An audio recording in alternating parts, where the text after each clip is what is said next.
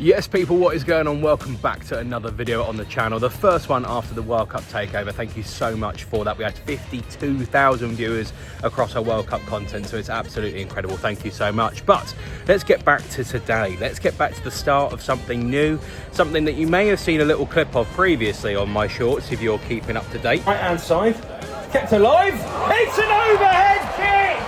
Oh! We are heading down to Sutton United. We are on commentary duty for today's game. It's a pre-season friendly against Southampton under 21s. I'm buzzing for it. Let's waste no more time. Let's head on down there.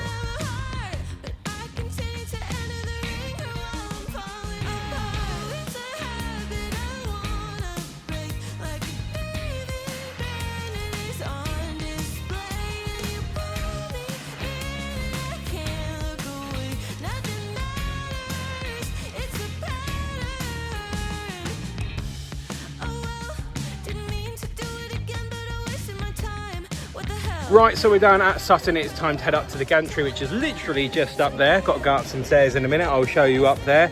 Game itself today is going to be an interesting one.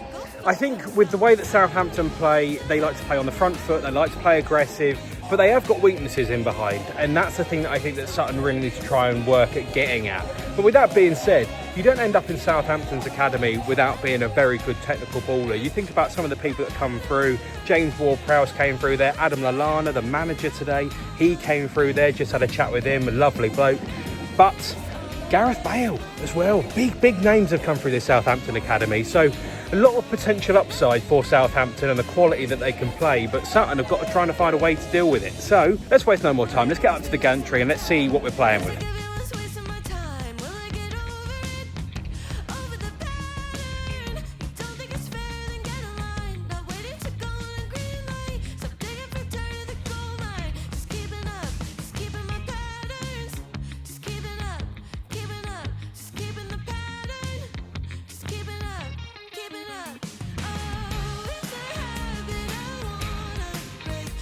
We're about 10 minutes away from kickoff. They're going through the lineups. We've got to head up there, get ourselves ready and prepared. We're going live in 5 minutes, so let's get on with it.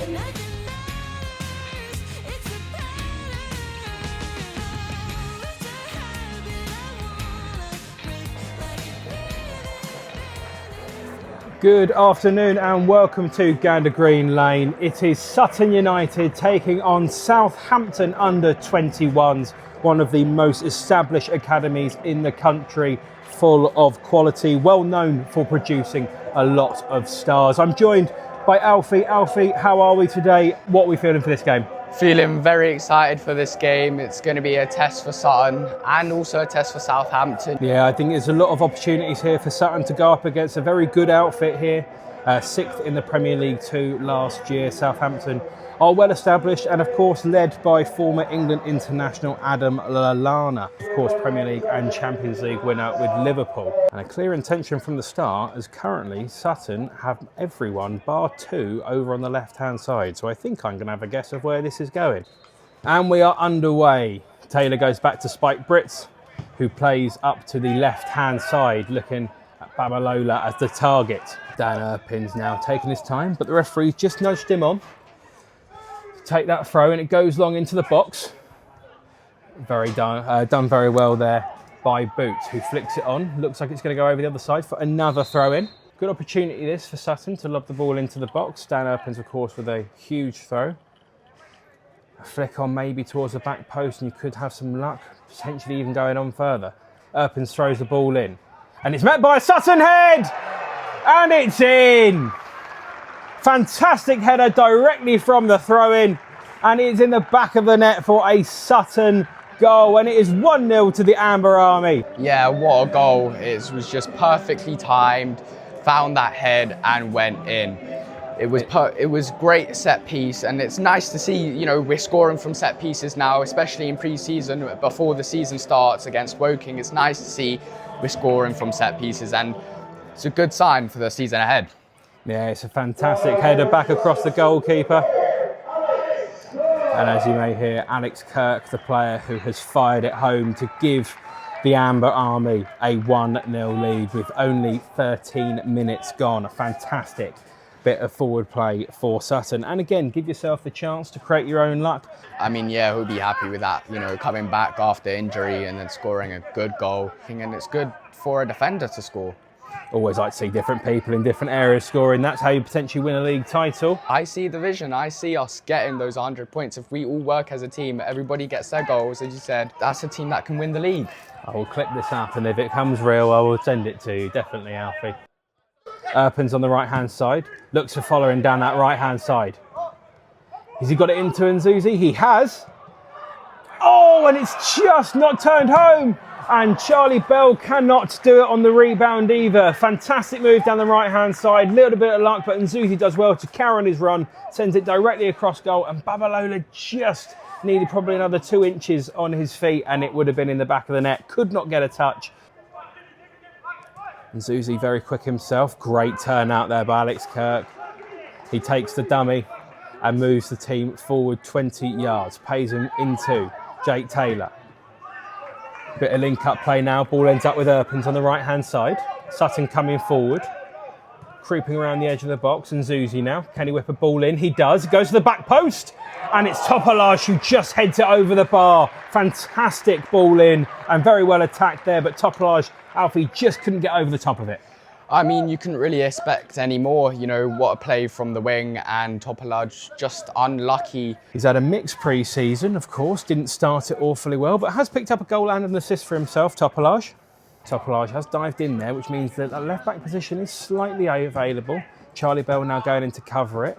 As the ball comes down the right-hand side, and it's a good bit of play here from Southampton, who do make their way into the box, cutting in on that right foot, and it is shot home, and it is in! Good opportunity there for Southampton, taken by Moses Sesse. A good move down the left-hand side, cutting back in. The ball fell to him, and he made no mistake, burying it into the bottom right-hand corner of Spike Britz's net. It is 29 minutes gone, and it is 1-1. And there's a lot of this game still to go. I would have a feeling as of right now, Southampton will make sure that they keep something in the tack to go and attack the second half. As the ball now goes in behind, it goes through to the Southampton number 10, who is through, and it is a good save by Spike Britz, who looks behind him thinking the ball might have gone over, but he does well and gets back ready for the second attempt, which is blasted over the bar. But again, a lot of pressure on some of these Southampton players who realise that, again, their time at the club might be coming to an end. They want to try and find different football, whether it be going out on loan, whether it be going elsewhere, you know, on more permanent moves. It's a very big opportunity, and it's one of those things that Southampton have to cover themselves in glory, the individual players, because they don't necessarily know what their future looks like. A couple of them in the squad, a couple of 18, 19-year-olds who know they're going to be around and have the option for a couple of years, but football is competitive. Long throw goes into the box, and it has gone in. The goalkeeper, Moody, has come for the ball, has not really got anything on it. It's gone over the back of his head, and it has been headed in. I'll be honest, I think it was only really a half chance, but then when Moody comes for that ball, I mean, it is a gift, and the goal scorer is actually Nightingale. Apologies for that one. It was such a bundle in there. I couldn't see the number on the back of his shirt, but Nightingale, now both centre-halves managing to get themselves a goal from essentially the same goal, which is something that I think that, I mean, if I'm looking at it from a manager's point of view, I think that's something that we've got to try and lean into for a lot of the season. It's definitely something that will give me a lot of confidence. You see in the right at the top of football, you see it all across football. You can have that big talisman who might put 20, 25, 30 goals away, but the thing that will end up winning you a league or managing to be the thing that keeps you up is the people around the squad that manage to pop up with goals. So fantastic to see both centre-backs today get on the score sheet with 2 headers.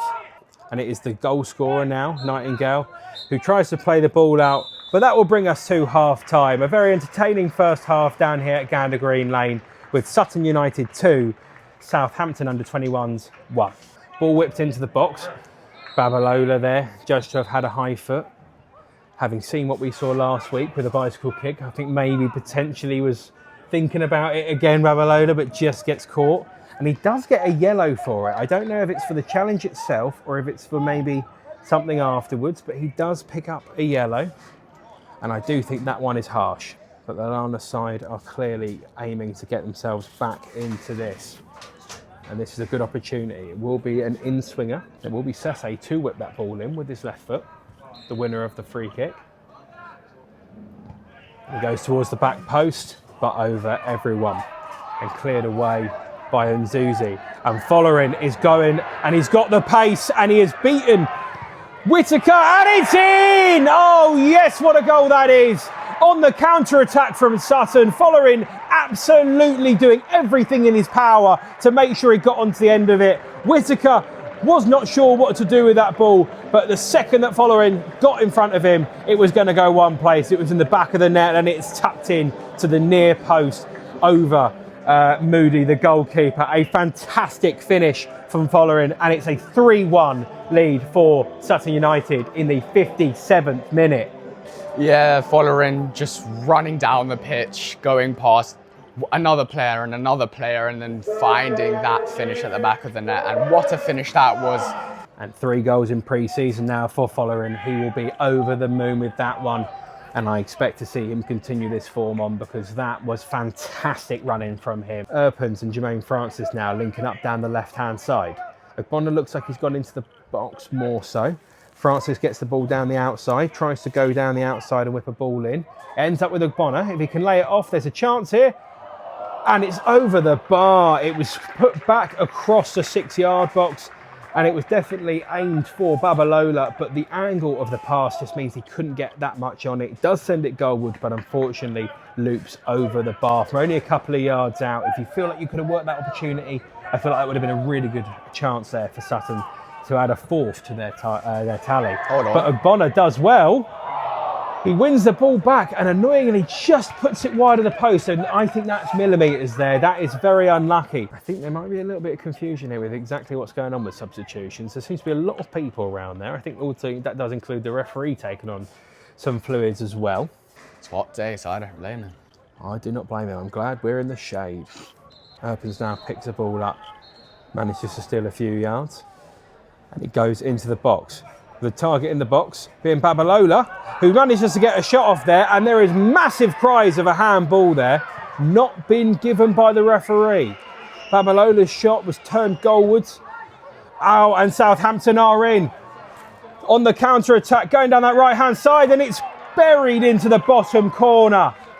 Very similar to Sutton's 3rd goal, one end to the other. The Sutton players are fuming at the referee, but the finish there from Lewis Bailey, who manages to break onto the breaking ball and goes forward and buries it into the bottom right-hand corner of Spike Britt's net. Put the pressure on. Jake Taylor does well. Now it's trialist B, who will shoot from distance, but over the bar, unfortunately. Oh, it's judged to have taken a deflection, though. It will be a corner threat from Sutton as they lead people forward. Sutton go different. They whip the ball into the box via Ogbonna instead. Actually, no, Oh, that is incredible.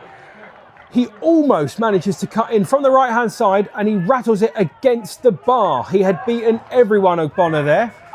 I will ask you now, Alfie, who has been your man of the match in this game? There's very different candidates, I would say, for this one, but who has been your player of the match? For me, I would say, it could have gone to a lot of players, the goal scorers, but for me, I think it's actually gone to Spike Brits today. I think, he's been able to block a lot of chances that maybe even Southampton could have taken the lead and maybe even won this game. With 1 minute to go, it's looking like it is Sutton with the win, but I'd say Spike Brits. The ball is won back now. The trialist manages to link up with Jermaine Francis, who won the ball back. A heavy touch from him, though, will make it hard to get on the end of. But that is full time down here at Gander Green Lane, and a fantastic win for Sutton. A hard-fought win. A few players dropped to the floor. They have put their hearts and souls into this game, and it is a fantastic performance. They have been so incredibly dedicated to making sure they get the result here in their final game of pre-season. Of course, heading next week into the game against Woking, a fantastic way to finish pre-season.